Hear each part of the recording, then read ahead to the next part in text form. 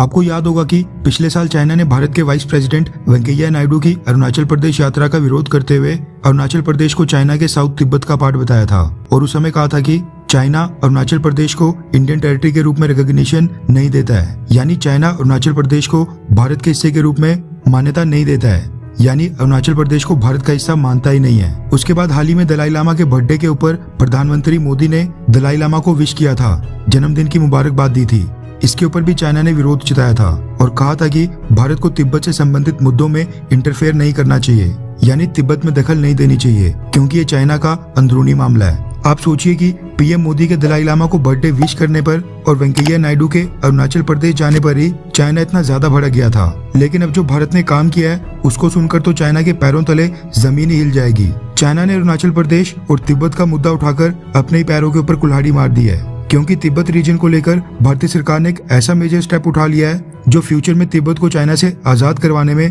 बहुत ही crucial role play कर सकता है। आपको याद होगा पिछले साल मीडिया में कुछ रिपोर्ट्स आई थी जिनमें क्लेम किया गया था कि भारतीय सरकार चाइना के साथ लगते बॉर्डर्स के ऊपर तैनात इंडियन आर्मी के सोल्जर्स को तिब्बत कल्चर के बारे में नॉलेज देने और तिब्बत की हिस्ट्री के बारे में बताने पर विचार कर रही है। उस समय कहा जा रहा था कि भारतीय सोल्जर्स को तिब्बत के बारे में A to Z कई सारी चीजें बताई जाएंगी, उनका कल्चर, उनकी लैंग्वेज यानी तिब्बती भाषा, उनकी हिस्ट्री, तिब्बत कैसे चाइना के अंडर आ गया है और तिब्बत के लोग कौन सी बुद्धिस्ट फिलॉसफी को फॉलो करते हैं, ये सब कुछ बताया जाएगा। पिछले साल कहा गया था कि ये सारी चीजें भारतीय सोल्जर्स को सिखाई जाएंगी ताकि तिब्बत रीजन में इंटेल गैदरिंग और बाकी इन्फॉर्मेशन कलेक्ट करने में मदद मिल सके और उसके साथ साथ रीजन में इंडियन आर्मी की सॉफ्ट पावर भी बढ़े। अभी सुनने में तो बहुत ही अच्छा लगता है, क्योंकि इतना बोल्ड स्टेप शायद ही किसी पिछली भारतीय सरकार ने आज से पहले उठाया था, लेकिन अब गुड न्यूज निकल कर आ रही है कि भारत ने इसको इम्प्लीमेंट भी करना शुरू कर दिया है। रेफरेंस के लिए आपकी स्क्रीन के ऊपर beyond world is one news के आर्टिकल का स्क्रीनशॉट है, जिसके मुताबिक पहली बार इंडियन आर्मी के सोल्जर्स ने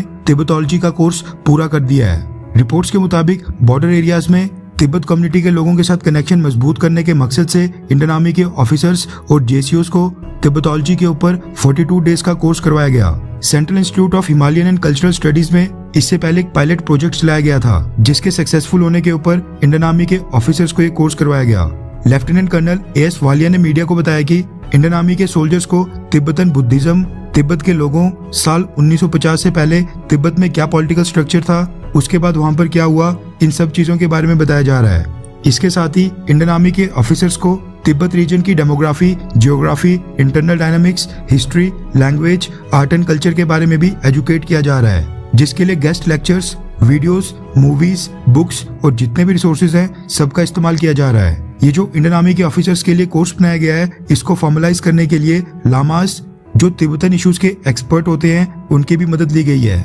वहां पर मोनेस्ट्री से कई सारे लामास आकर इंडियन आर्मी के ऑफिसर्स को गेस्ट लेक्चर भी देते हैं। इसके साथ रिपोर्ट्स ये भी निकल कर आ रही हैं कि इंडियन आर्मी के ऑफिसर्स को तिब्बत फेस्टिवल में शामिल करवाया जा रहा है, ताकि तिब्बत समुदाय के लोगों के साथ उनका रिलेशनशिप और भी ज्यादा मजबूत हो, यानी उनको करीब से जाना जाए। इंडियन आर्मी चाहती है कि तिब्बत रीजन को समझने वाले सैनिकों की संख्या भारतीय सेना में अच्छी खासी हो। हालांकि अभी तक क्लियर नहीं हुआ है कि एग्जैक्टली कितने सोल्जर्स को तिब्बत के ऊपर ये कोर्स करवाया जाएगा और क्या अरुणाचल प्रदेश में पोस्टेड हर एक सोल्जर को ये करवाया जाएगा या फिर नहीं। एक्सपर्ट्स का कहना है कि भारतीय सरकार या हमारा कोई लीडर किसी भी बड़े मंच के ऊपर जाकर तिब्बत का मुद्दा उठाए, ये जो सोल्जर्स को तिब्बतोलॉजी के ऊपर ट्रेन करने वाला कदम है, ये उससे भी कई गुना बड़ी स्ट्रेटेजी है, जो कि अरुणाचल प्रदेश में अगर दोनों देशों के बीच जंग जैसा माहौल बनता है तो फिर उस समय भारतीय सेना के लिए बहुत ही मददगार साबित होगी। खैर, आप नीचे कमेंट करके बताएं कि भारतीय सोल्जर्स को तिब्बत के बारे में एजुकेट करने से क्या भारतीय सेना को इसका फायदा मिलेगा, हाँ या फिर ना। नीचे कमेंट करके अपनी राय जरूर बताएं।